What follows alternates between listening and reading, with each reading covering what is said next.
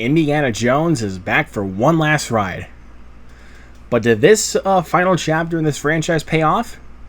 Well, let's find out.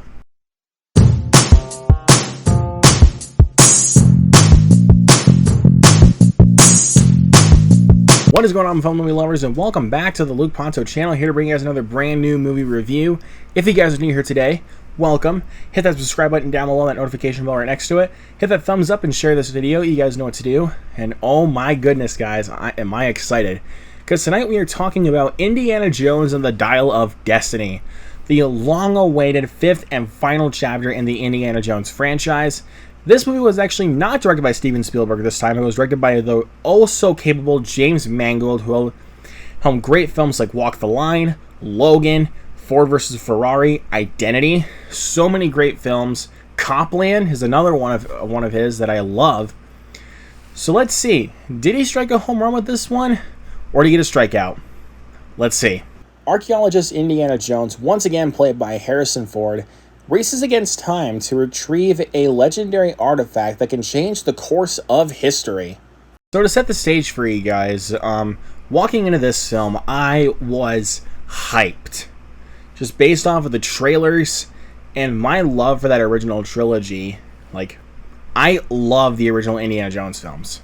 I mean, come on, dude.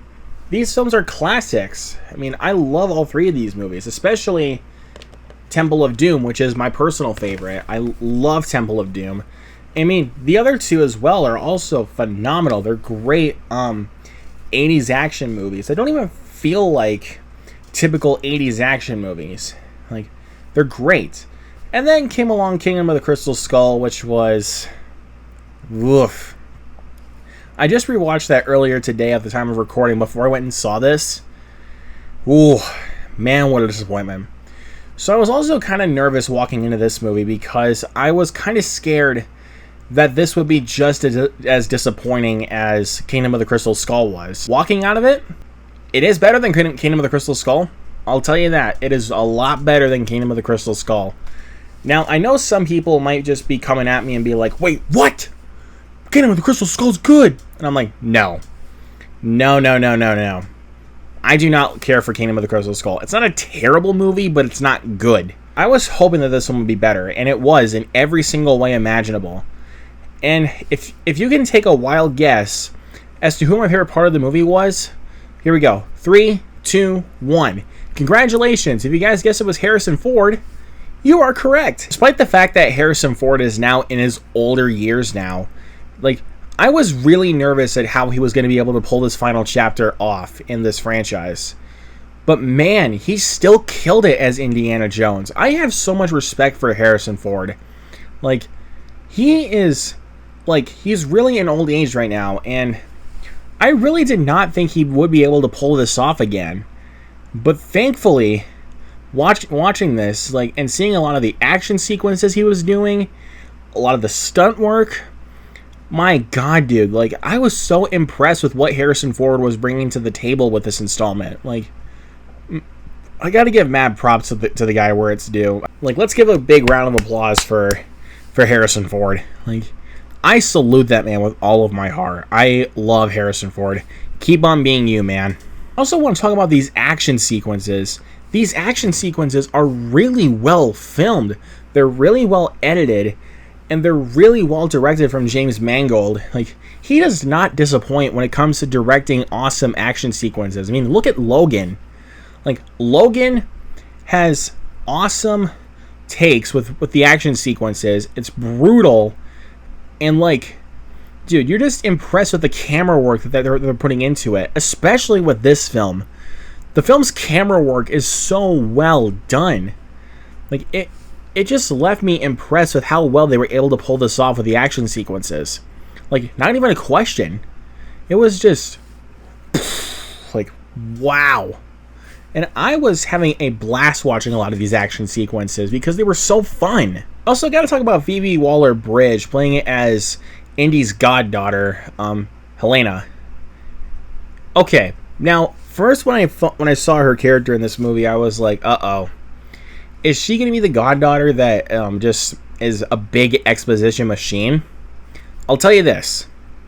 she was kind of an exposition machine at some points, but for the most part, she really works well with Harrison Ford. Like, their bond and chemistry together is really well handled, in my opinion. Like, it's really well done, and I bought these two together. Like, you can really tell that they definitely had some struggles in there, like, within their lives. Even especially with Indiana Jones himself. So, you really got to commend these two, like, together for working so well together. Of course, you got John Rhys-Davies, who's also always great. Antonio Banderas in this movie, even though he's not in this film for very long, as much as I would hope, as honestly as I would hope he would be. But still, for what he's given on screen, he's really good. Like, I love the guy. I really love Antonio Banderas. Mads freaking Mikkelsen. Mads Mikkelsen. My God, this dude always strikes the home runs for me as a villain. Even though he wasn't like the best villain possible in Fantastic Beasts: The Secrets of Dumbledore from last year, he wasn't like as good as Johnny Depp was in Crimes of Grindelwald. But Mads Mikkelsen always knows how to, like, whenever you hand him a script and he's playing a villainous role, he knows exactly what to do with that material. Whether it's a big franchise film or anything, he will always take that material and make it the best way possible. And I gotta give credit for Mads Mikkelsen for actually pulling that off, because you may remember him as Le Chiffre from Casino Royale, which is easily the best Bond movie and probably has the best Bond villain. Like, my God, dude, Mikkelsen, I gotta commend Mads Mikkelsen for this piece. Like, he is really good. The actors should all be proud of this piece. Like everybody working behind the camera, in front of the camera, like ones who helped write the script, they should all be very, very proud of this movie. Now, as for issues with this film, I only have a couple, and this is just going to be me nitpicking at this point. First of all, if you were to ask me, Luke, is this movie too long? I would tell you, absolutely. Because there were some points during this film's final act, which I will get to in a little bit, because I do have a little bit of issues with that. Within the film's final act, I really did start to feel the runtime. I was like, okay, pick up the pace. At least, this film is like about 2.5 hours long. So I would say shave off about a good 10 minutes. Because there is some footage in this film, like, not going to spoil anything, because I do want you guys to go see this movie, that I kind of felt like was really unneeded for this film's final product. But overall, like, it's still really well done, but I just wish they would have shaved off at least 10 minutes of the film. So, I gotta talk about the film's first act. Again, no spoilers or anything like that. No spoilers. But the film's first act kind of gets a little bit jumbled. Like, because you have these different type of villain storylines that you're focusing on here a little bit, as well as Indiana Jones. But it kind of got jumbled within itself for a little bit, and I was like, okay, where am I supposed to focus here? Like, whoa, slow your roll here. I did not even know what I was supposed to pay attention to for the first, like, for just a little bit, though. Even, like, that chase sequence that you see in the trailer is, like, it's like, I didn't exactly know what to think there for a minute. But once they kind of take a little bit of a turn with it, then I was like, okay, now I know exactly where we're going. As I said a little bit earlier, the third act of this movie did not come the best way possible, even though the last couple of minutes of this film was actually very endearing. Again, no spoilers. This is a spoiler-free video. It has a really, really sweet last 5 minutes. But for most of the third act, I was like, are you really doing this? Like, are you really doing this? Because there were some things that really just left me a little bit unsatisfied, because I was like, oh no, this is not good.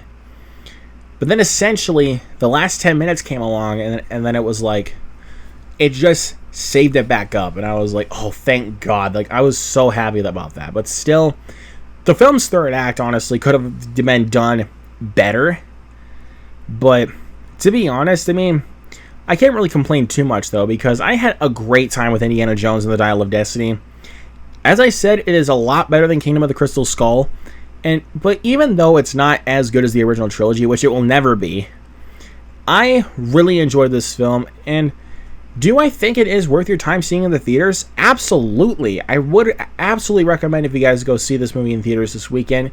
You will have a blast. Even if you're a big Indiana Jones fan like I am, there is a lot to like here. I'm going to give Indiana Jones and the Dial of Destiny a B+. I know that grade might seem really high for a lot of people, but I had a good time overall with this movie, so I don't know what else you want me to say. So, there you go. I had a great time with Dial of Destiny, and again, if you're huge fans like I am of the Indiana Jones franchise, I really would say go out and see this movie, because I really do think it is absolutely worth your time and worth your money.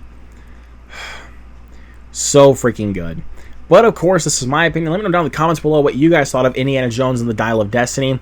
What is your favorite Indiana Jones movie?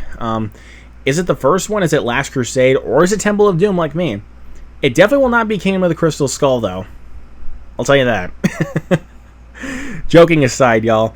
Let me know all of that down in the comments below. Or, if you don't have a favorite, what is your favorite Harrison Ford movie? Let me know that down in the comments below. Hit that subscribe button once again, that notification bell right next to it. Hit that thumbs up and share this video. You guys know what to do.